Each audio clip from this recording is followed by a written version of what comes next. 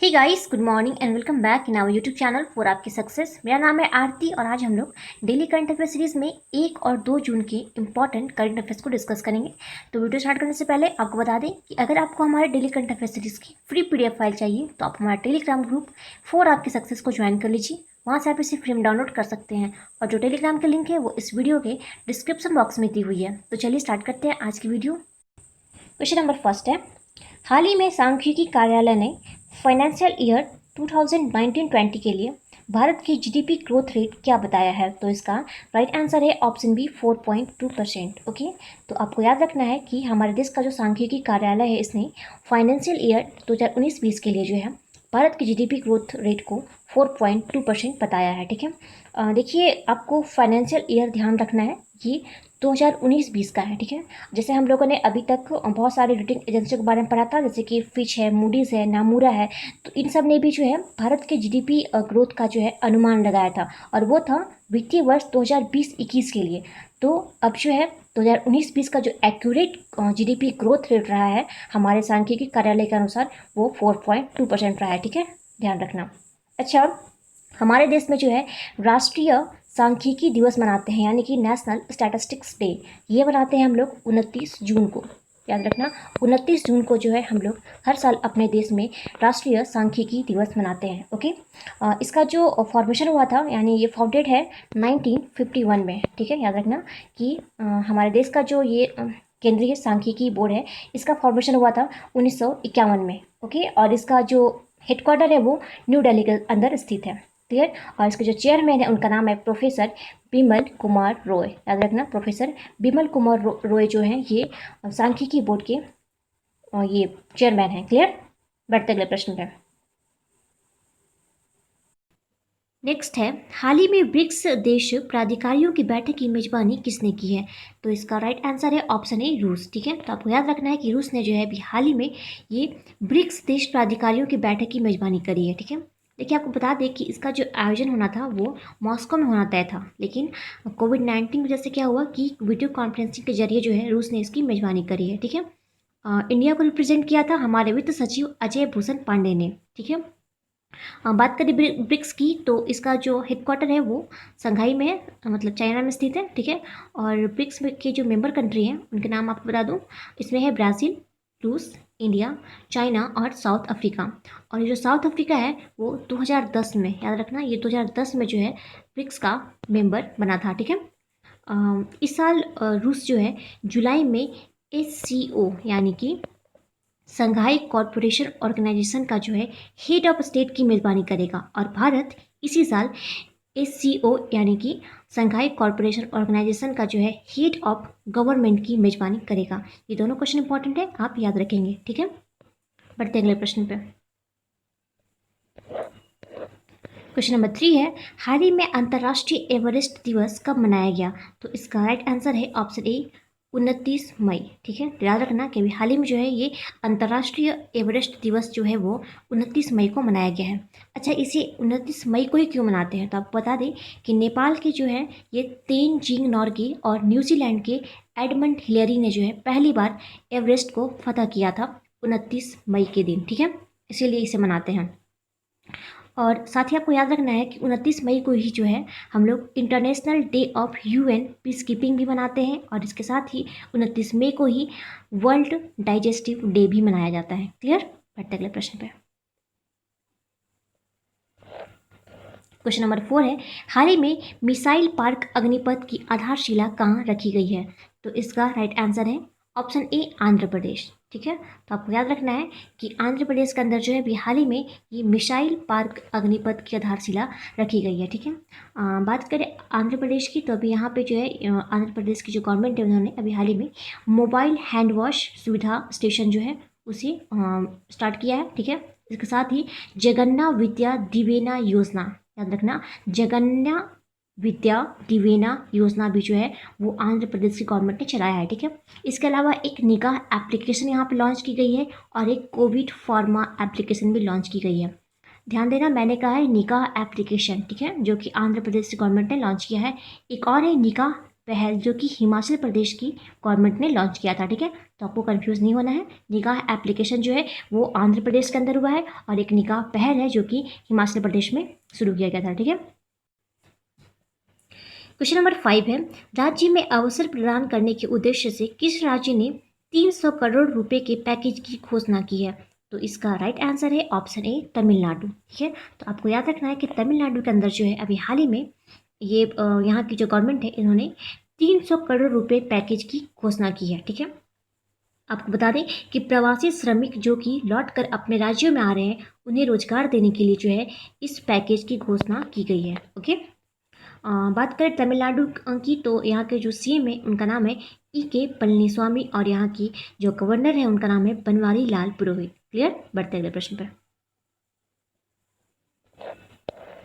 Question number 6 है, हाल ही में airline company Indigo का निर्देशक किसे नियुक्त किया गया है? तो इसका राइट आंसर है ऑप्शन ए वेंकटरमन सुमंत्रन। ठीक है, याद रखना कि वेंकटरमन सुमंत्रन को जो है अभी हाल ही में ये एयरलाइन कंपनी इंडिगो का जो है निर्देशक नियुक्त किया गया है। क्लियर, क्वेश्चन नंबर 7 है, खीर भवानी मेला जो कि कोरोना वायरस के कारण स्थगित हो गया किस राज्य में किया जाने वाला एक मेला है? तो इसका राइट आंसर है option A Jammu and Kashmir. ठीक है, तो आपको याद रखना है कि जो खीर भवानी मेला है वो जम्मू कश्मीर में जो है इसका आयोजन किया जाता है। ठीक है, और इसे हाल ही में जो है स्थगित कर दिया गया है कोरोना वायरस के कारण। क्लियर, अच्छा, अभी जम्मू कश्मीर भी है सो न्यूज़ में रहा है। आपको बता दें कि जम्मू कश्मीर के सूचना और जनसंपर्क विभाग ने अभी हाल ही में यहाँ के जो नागरिक हैं उनके मानसिक स्वास्थ्य को जो है स्वस्थ रखने के लिए और कोविड-19 की समस्याओं से निदान दिलवाने के लिए जो है अभी हाल ही में सुकून कोविड-19 बीट द स्ट्रेस प्रोग्राम को शुरू किया था। ठीक है, और जम्मू कश्मीर से संबंधित कुछ और फैक्ट्स बता दूं आपको।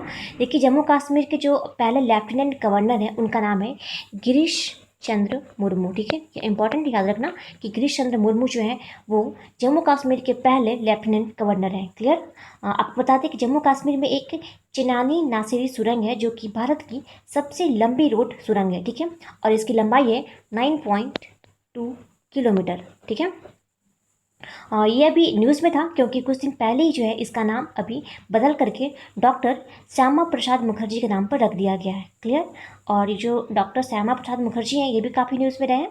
देखिए, कोलकाता का जो बंदरगाह है इनके नाम पर रखा गया है। ठीक है, याद रखना कोलकाता का जो बंदरगाह था वो बदल करके जो है अब डॉक्टर श्यामा प्रसाद मुखर्जी के नाम पर रख दिया गया है। ठीक है, और आसाम के जो सीएम है सर्बानंद सोनोवाल, इनको भी जो है इनके नाम का एक अवार्ड मिल चुका है। और साथ ही गोवा में एक स्टेडियम है जो कि डॉक्टर श्यामा प्रसाद मुखर्जी के नाम पर रखा गया है। क्लियर, बढ़ते अगले प्रश्न पर। क्वेश्चन नंबर 8 है, हाल ही में योगेश गौड का निधन हो गया, वह कौन थे? तो इसका राइट आंसर है ऑप्शन बी गीतकार। ठीक है, तो आपको याद रखना है कि जो योगेश गौड हैं अभी हाल ही में उनका निधन हो गया है वो एक प्रसिद्ध गीतकार थे। ठीक है, बढ़ते अगले प्रश्न पर। नेक्स्ट है, हाल ही में किस राज्य सरकार ने कुशल श्रमिकों के लिए रोजगार सेतु योजना प्रारंभ किया है? तो इसका राइट आंसर है ऑप्शन डी मध्य प्रदेश। ठीक है, तो आपको याद रखना है कि मध्य प्रदेश के अंदर जो है अभी हाल ही में यहाँ की राज्य सरकार ने जो है वो कुशल श्रमिकों के लिए रोजगार सेतु योजना प्रारंभ किया है। क्लियर, देखिए एमपी में जो है अभी हाल ही में श्रम सिद्धि योजना की भी शुरुआत हुई है। ठीक है, याद रखना कि श्रम सिद्धि योजना की शुरुआत जो है अभी हाल ही में एमपी गवर्नमेंट ने की थी, जिसके अंतर्गत जिनके पास मनरेगा का जॉब कार्ड नहीं है उसे रोजगार दिया जाएगा। क्लियर, इसके अलावा एक योजना और भी जिसका नाम है सबको रोजगार मिलेगा योजना। ठीक है, इसमें सबको जो है मनरेगा का जॉब कार्ड वितरित किया गया था। क्लियर, इसके अलावा एक FIR आपके द्वारा चरण पादुका पहल, जीवन शक्ति योजना, जीवन अमृत योजना, संबल योजना और यहाँ के पुलिसकर्मियों को जो है कर्मवीर पदक देने की घोषणा जो है वो एमपी की गवर्नमेंट ने करी थी। ठीक है, इसके अलावा एक संजीवनी वाहन की शुरुआत यहाँ पे हुई है। फिर कोविड-19 योद्धा कल्याण योजना की शुरुआत हुई है अभी हाल ही में, और एक दीदी वाहन सेवा की भी शुरुआत की गई थी यहाँ पर। क्लियर, अच्छा, मिड डे मील राशन देने वाला जो है पहला राज्य बना था एमपी। क्लियर, और रेडियो स्कूल की भी शुरुआत जो है वो एमपी के अंदर की गई थी। क्लियर, बढ़ते अगले प्रश्न पे। क्वेश्चन नंबर 10 है, हाल ही में FSDC की 22वीं बैठक की अध्यक्षता किसने की है? तो इसका राइट आंसर है ऑप्शन ए निर्मला सीतारमण। ठीक है, तो आपको याद रखना है कि निर्मला सीतारमण जी ने जो भी हाल ही में एफएसडीसी की 22वीं बैठक की अध्यक्षता की है। एफएसडीसी का मतलब है फाइनेंशियल स्टेबिलिटी डेवलपमेंट काउंसिल, याद रहेगा, फाइनेंशियल स्टेबिलिटी डेवलपमेंट काउंसिल। ठीक है। अच्छा, कल ही हमने पढ़ा था कि हमारे जो वित्त मंत्री हैं निर्मला सीतारमण, इन्होंने एक इंस्टेंट ई पैन सुविधा भी लॉन्च किया था, याद रहेगा। इंस्टेंट ई पैन सुविधा जो है वो भी निर्मला सीतारमण जी ने लॉन्च किया था। क्लियर। बढ़ते अगले प्रश्न पे। क्वेश्चन नंबर 11 है, हाल ही में प्रधानमंत्री कार्यालय में किसे अतिरिक्त सचिव के रूप में नियुक्त किया गया है? तो इसका राइट आंसर है option A S Gopal Krishna. ठीक है, तो याद रखना कि एस गोपाल कृष्ण को जो अभी हाल ही में प्रधानमंत्री कार्यालय में जो है अतिरिक्त सचिव के रूप में नियुक्त किया गया है। अच्छा, इसके अलावा और भी कुछ नाम है, जैसे कि पीएमओ ऑफिस में जो है ये प्रधान सचिव के रूप में नियुक्त हुए थे पीके मिश्रा। याद रखना, प्रमोद कुमार मिश्रा को जो है अभी हाल ही में पीएमओ का जो है प्रधान सचिव नियुक्त किया गया था। ठीक है। एक है पीके सिन्हा, जिन्हें कि पीएम का मुख्य सलाहकार नियुक्त किया गया था। ओके, याद रहेगा, पीके सिन्हा जो है उन्हें पीएम का मतलब कि प्रधानमंत्री का जो है मुख्य सलाहकार नियुक्त किया गया था। और अभी जो है हाल ही में ये प्रधानमंत्री कार्यालय में जो है अतिरिक्त सचिव के रूप में नियुक्त हुए हैं एस गोपाल कृष्णन। ठीक है, बढ़ते अगले प्रश्न पे। क्वेश्चन नंबर 12 है, वर्ष 2019-20 के दौरान भारत में एफडीआई का सबसे बड़ा स्रोत देश कौन सा था? तो इसका राइट आंसर है ऑप्शन सी सिंगापुर। ओके, तो आपको बता दें कि 2019-20 वित्तीय वर्ष में जो है 14.67 बिलियन डॉलर, ठीक है, 14.67 बिलियन डॉलर के निवेश के साथ सबसे बड़ा स्रोत रहा सिंगापुर देश। ठीक है। एफडीआई का मतलब है फॉरेन डायरेक्ट इन्वेस्टमेंट। क्लियर। बात करें सिंगापुर की, तो सिंगापुर की जो कैपिटल उसका नाम है सिंगापुर सिटी। यहाँ की जो करेंसी है उसका नाम है सिंगापुर डॉलर। और यहाँ के जो प्रेसिडेंट है उनका नाम है हालिमा याकूब। याद रहेगा, हालिमा याकूब जो है यहाँ की प्रेसिडेंट है। क्लियर। एक और पॉइंट देखिए, एपेक का जो है आपको बता दें, एपेक यानी कि एशियन पैसिफिक इकोनॉमिक कॉरपोरेशन। ठीक है, तो इसका भी जो हेडक्वार्टर है वो सिंगापुर में स्थित है। और अभी हाल ही में जो है पी कुमारन जो है यहाँ पर यानी कि सिंगापुर में जो है हाई कमिश्नर नियुक्त हुए हैं इंडिया की तरफ से। क्लियर। बढ़ते अगले प्रश्न पे। क्वेश्चन नंबर 13 है, हाल ही में मासिक धर्म स्वच्छता से संबंधित जागरूकता फैलाने के लिए यूनिसेफ ने किस भारतीय को चुना है? तो इसका राइट आंसर है ऑप्शन सी मानुषी छिल्लर। ठीक है, तो आपको याद रखना है कि मानुषी छिल्लर को जो है अभी हाल ही में यूनिसेफ ने मासिक धर्म स्वच्छता से संबंधित जागरूकता फैलाने के लिए जो है इन्हें चुना है। ठीक है। देखिए, आपको बता दें कि 28 मई को जो है 28 मई को मैंसुरल हाइजीन डे मनाया गया था। ठीक है, और इसकी जो थीम रही थी उसका नाम था पीरियड्स इन पैंडेमिक। याद रहेगा, पीरियड्स इन पैंडेमिक जो है वो इस बार मैंसुरल हाइजीन डे की थीम रही है। और ये जो मैंसुरल हाइजीन डे है वो मनाया जाता है 28 मई को। क्लियर। बढ़ते अगले प्रश्न पे।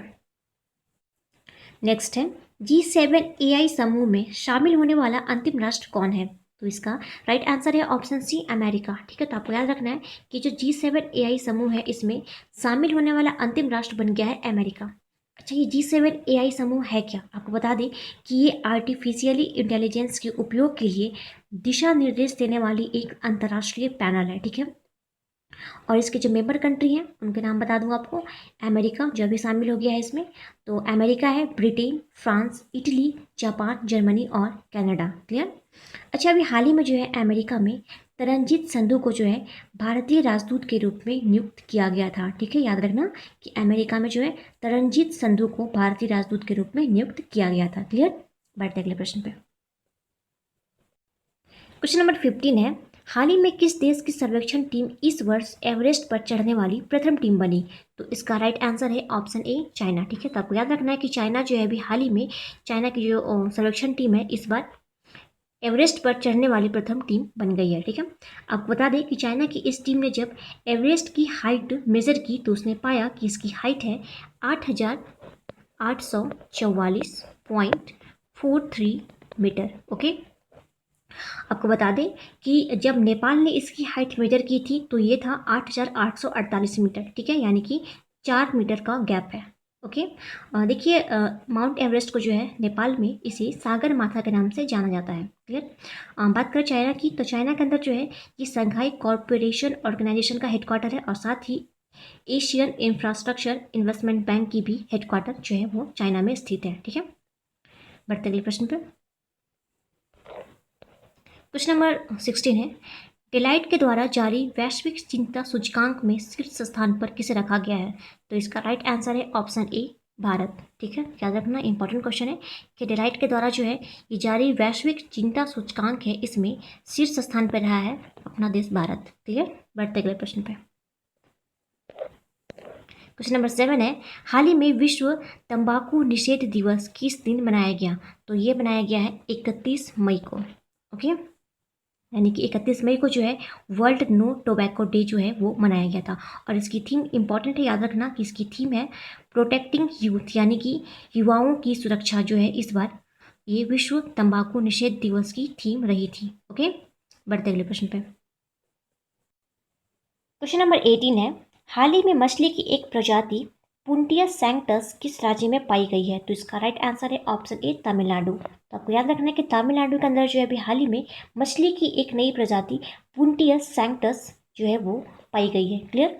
देखिए, तमिलनाडु में जो है अभी हाल ही में किंदलाई मिताई को जो है वो जीआई टैग मिला था। ओके, याद रखना, किंदलाई मिताई को जो है अभी ये तमिलनाडु के अंदर जो है जीआई टैग मिला था। इसके साथ ही तंजापुर नीति वर्क्स को भी जीआई टैग मिला है और एक है अरम्बपुर वुड नक्काशी। ठीक है, तो इन तीनों को जो है अभी हाल ही में तमिलनाडु में जो है वो जीआई टैग मिला हुआ था। क्लियर। बढ़ते अगले प्रश्न पे। हमारा आज का लास्ट प्रश्न है, हाल ही में किस राज्य ने कोविड-19 नेगेटिव प्रमाण पत्र अनिवार्य किया है? तो इसका राइट आंसर है ऑप्शन सी, गोवा। ठीक है, तो आपको याद रखना है कि गोवा राज्य ने जो अभी हाल ही में कोविड-19 नेगेटिव प्रमाण पत्र को अनिवार्य किया है। यह है क्या, आपको बता दें कि अगर आपको गोवा में जाना है, ठीक है, तो आपको 48 घंटे के अंदर का जो है आपके पास कोविड-19 की नेगेटिव सर्टिफिकेट जो है वो होना चाहिए। ठीक है, आपको दिखाना होगा, तभी आप गोवा में जो है एंट्री पा सकते हैं। क्लियर। अच्छा, इसके साथ ही आपको याद रखना है कि अभी गोवा ने 30 मई को जो है अपना स्थापना दिवस भी मनाया था। तो फ्रेंड्स, ये था हमारा आज का important current affairs. I hope आप सबको पसंद आया होगा। अब बढ़ते हैं क्विज पे। हमने आपसे पिछले वीडियो में प्रश्न पूछा था कि ये श्रम सिद्धि अभियान की जो है शुरुआत किस राज्य के अंदर की गई है? तो इसका राइट आंसर था एमपी। ठीक है, तो ये जो श्रम सिद्धि अभियान है इसकी शुरुआत एमपी के अंदर की गई थी। ठीक है, आज के लिए आपका प्रश्न रहेगा, आपको बताना है कि हाल ही में किस देश ने अपने पहले मानव रहित ड्रोन हेलीकॉप्टर का परीक्षण किया है? क्वेश्चन एक बार फिर से सुन लीजिए, हाल ही में किस देश ने अपने पहले मानव रहित ड्रोन हेलीकॉप्टर का जो है वो परीक्षण किया है? तो आप अपना आंसर हमें कमेंट बॉक्स में कमेंट करके बताइए। तो फिर आज की वीडियो यहीं समाप्त करते हैं। Okay, thanks for watching.